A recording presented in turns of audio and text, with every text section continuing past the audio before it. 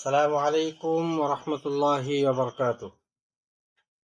আল কুরআন ও সুন্নাহ YouTube চ্যানেলের পক্ষ থেকে আপনাদের সবাইকে স্বাগতম। আমি হাফেজ শাহেদ হোসেন আপনাদের সামনে নিয়ে এসেছি আল্লাহ পাকের কোরআনকে প্রসারিত করার জন্য, আল্লাহ পাকের কোরআনকে দুনিয়ার বুকে সুন্দর করে ছড়িয়ে দেওয়ার জন্য, আল্লাহ পাকের কোরআনুল কারীমকে আমাদের দুনিয়ার মাঝে কত সুন্দর করে পড়তে পারি সে বিষয় নিয়ে আলোচনা করার জন্য।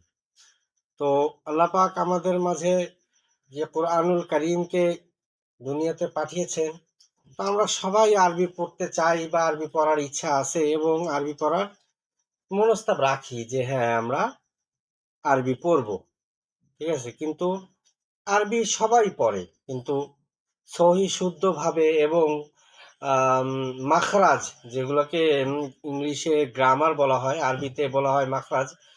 ঠিক ওই আরবি হরফ 29টি, তার ভিতরে মাখরাজ আছে 17টি। তো ওই 17টি মাখরাজের ভিতরে আমাদের জানতে হবে কোন মাখরাজে কি রকম ভাবে পড়তে হয় এবং কি রকম ভাবে ওইগুলো পড়ার নিয়ম। প্রতিটা অক্ষর আমরা যদি সুন্দরভাবে পড়তে পারি, তো আমরা অক্ষর যত সুন্দর করে পড়তে পারবো, ঠিক আছে, তত সুন্দরভাবে ওই আরবিগুলার উচ্চারণ ভালো হবে, ঠিক আছে। তো আপনাদের সামনে আমি আজকে নিয়ে এসেছি মাখরাজের আলোচনা, যে আরবি হরফ 29টি আর মাখরাজ হচ্ছে 17টি। এই 17টি মাখরাজের ভিতরে ওই 29টি আরবি হরফ কিভাবে পড়া যাবে এবং কিভাবে পড়ার নিয়ম, এগুলো নিয়ে আলোচনা হয়েছে, ঠিক আছে। আমরা যারা এই আরবিকে ভালোবাসি, আমরা যারা এই কোরআনুল কারীমকে ভালোবাসি, তারা বেশি বেশি করে আমার এই চ্যানেলটিকে সাবস্ক্রাইব করে দিবেন, লাইক করে দিবেন এবং শেয়ার করে দিবেন, ঠিক আছে। এবং এর পরবর্তী ভিডিও যেন বানাতে পারি, সে বিষয়ে আগ্রহ হতে পারি, সেজন্য আপনারা একটু লাইক করবেন, শেয়ার করে দিবেন। তো আজকের আলোচনা হচ্ছে মাখরাজ নিয়ে। 1 নাম্বার মাখরাজ হচ্ছে হরফের শুরু হইতে হামজা হা, হামজা হা, ঠিক আছে, এর হচ্ছে 1 নাম্বার মাখরাজ। তো 2 নাম্বার মাখরাজ হচ্ছে হরফের মধ্যখান হইতে আইন হা, আইন হা, এগুলো হচ্ছে 2 নাম্বার মাখরাজ, হরফের মধ্যখান হইতে আইন হা। আর 3 নাম্বার মাখরাজ হচ্ছে হরফের শেষ হইতে গইন খ, গইন খ, গইন খ। এ হচ্ছে আরবির গ্রামারের মানে হরফের শেষ ভাগ হচ্ছে গইন খ। আর 3 নাম্বার মাখরাজ হচ্ছে হরফের শেষ ভাগ হইতে গইন খ। 4 নাম্বার মাখরাজ জিহ্বার উপরে গোড়া, তার বরাবর উপরে তালুর সঙ্গে লাগাইয়া কফ, কফ, কফ। জিহ্বার উপরে গোড়া, তার বরাবর উপরে তালুর সঙ্গে লাগাইয়া হচ্ছে কফ, কফ।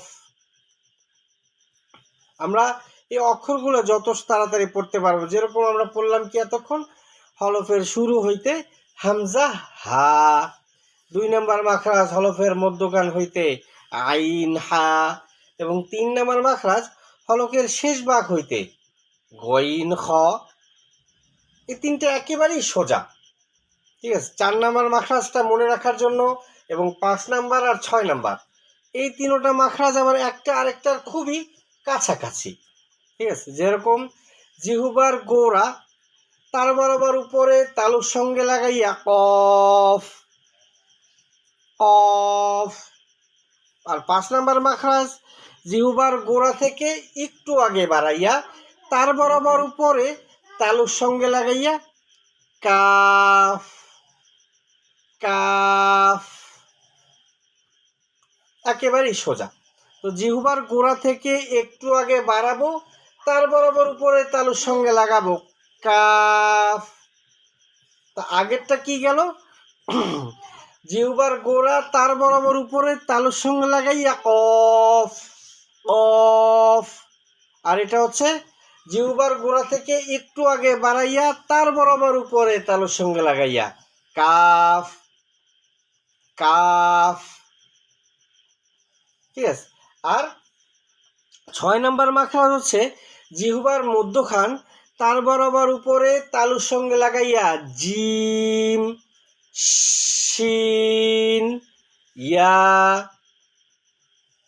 জিহ্বার মধ্যখান তার বরাবর উপরে তালুর সঙ্গে লাগাইয়া জিম, শিন, ইয়া। ঠিক আছে। তো আমরা এই অক্ষরগুলো যত সুন্দর করে উচ্চারণ করে পড়তে পারবো, আল্লাহ পাকের কোরআনুল কারীম পড়তে তত মজা লাগবে এবং তত সুন্দর করে মানুষ শুনবে যে না মাশাআল্লাহ প্রত্যেকটা অক্ষর কি সুন্দর করে উচ্চারণ করা হয়েছে। ঠিক আছে। তারপরে আমরা আসি 7 নাম্বার মাখরাজে। জিহ্বার গোড়ার কিনারা উপরের মাড়ির দাঁতের গোড়ার সাথে লাগাইয়া বদ, হ্যাঁ বদ। আর 8 নাম্বার মাখরাজ হচ্ছে জিহ্বার আগার কিনারা সামনের উপরের দাঁতের মাড়ির সঙ্গে লাগাইয়া লাম, লাম। আমরা আরবি হরফ 29টি এবং মাখরাজ 17টিকে 2 ভাগে ভাগ করেছি। তো প্রথম মাখরাজ 8টা একদিন ক্লাস করব ইনশাল্লাহ। দ্বিতীয়বারের মাখরাজ আরও যে 9টা থাকে একদিন ক্লাস করব। তাতে আমরা সুবিধা হবে কি, আমরা প্রত্যেকটা অক্ষরকে ভালোভাবে পড়ার এবং বোঝার মতো সময় পাব। তো আমরা যদি চেষ্টা করি যে একদিনেই আমরা 17টা মাখরাজ মুখস্থ করে ফেলব, তাও কিন্তু আমরা পারি। কিন্তু আমরা যারা বাসায় বসে অনলাইন ক্লাসে বা অনলাইনে দেখতে ভালোবাসি, যে সময় কাটাচ্ছি, যে কিছু আল্লাহ পাকের কোরআনুল কারীম পড়ার বিষয়ে কিছু শুনি বা কিছু বলার চেষ্টা করি, ওই সময় এই বিষয়গুলো যেরকম যত সুন্দরভাবে এই মাখরাজগুলো পড়া যাবে তত সুন্দরভাবে আমরা কোরআনুল কারীমকে তেলাওয়াত করতে পারবো, তত সুন্দরভাবে নামাজের ভিতরে আমাদের আশা জাগবে। আমরা যখন ঈশার নামাজে, মাগরিবের নামাজে, ফজরের নামাজে দাঁড়াই, কোনো ভালো হাফেজ বা কোনো আলেম যদি সামনে বসে খুবই সুন্দর মনোরম সুরে তেলাওয়াত করে, তখন কিন্তু নামাজটা পড়ার একটা ইচ্ছা জাগে যে মাশাআল্লাহ কি সুন্দর তেলাওয়াত করতেছে। ঠিক আছে। ঠিক ওই একই রকম আমরা ইচ্ছা করলে কি পারবো না? অবশ্যই অবশ্যই আমরা ইচ্ছা করলে পারবো যে কত সুন্দরভাবে তেলাওয়াত করা যায় এই কোরআনুল কারীমকে। ঠিক আছে। তো ইনশাআল্লাহ আজকে এই পর্যন্তই। আপনারা যারা এই কোরআনুল কারীমের আলোচনা, আল্লাহ এই কোরআনুল কারীমকে সুন্দরভাবে সহিশুদ্ধভাবে পড়ার জন্য ইচ্ছুক, আপনারা আমার চ্যানেলটাকে একটু সাবস্ক্রাইব করে দিবেন, একটু লাইক, একটু কমেন্ট, একটু শেয়ার করে দিবেন ইনশাআল্লাহ।